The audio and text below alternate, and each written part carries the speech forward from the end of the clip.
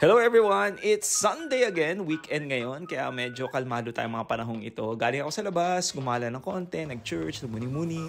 Parang kailangan ng muni-muni sa buhay. Hindi, tinan mo, yan, pauwi na ako niyan.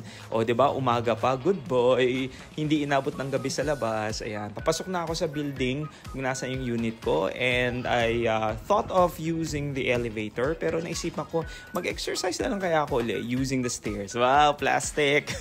Hindi, nag-exercise na ako kanina, pangalawang exercise ko na to today. Pero masaya siya kasi good for the heart. Papuntang 9th floor yan, ha? Okay. Parang nasa 5th floor na tayo.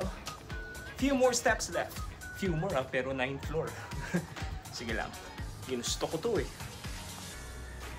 Yang kasi kasalanan ko to. Masyado ko nawili. Sumobra ako. Pero umabot ako ng 11th floor. Baba ulit.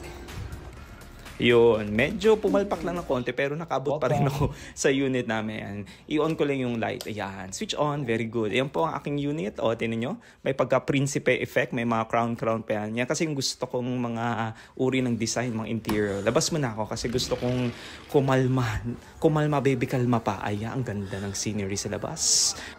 Time check. Wala pala ako rin lang. It's almost 6 p.m. Few minutes before 6 p.m. And I won. I was able to arrive home na hindi pa madilim at syempre walang ulan. Sana hindi na umulan.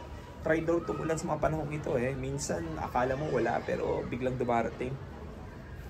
Ulan lang yun yung pinagsasabi ko. Pero medyo curious ako. Parang we have longer days this time. Kasi almost 6 na pero maliwanag pa rin, no? Very obvious na maliwanag pa rin sa likod ko. Anyway, you know what? This is my favorite time of the day. Alam mo yung parang patakip silim na. Especially during weekdays na galing ka sa work because pauwi ka na sa trabaho and it gives you that kind of calmness, that feeling of serenity. You know that you work so hard for the day and then pauwi ka na, you don't have to think about anything else. All you have to do is to eat your dinner and go home and do your thing, no? Just relax because tomorrow is going to be another day. So samahan niyo ako. Weekend pala ngayon. Pero this will still be my favorite time of the day. Kahit weekend, di ba?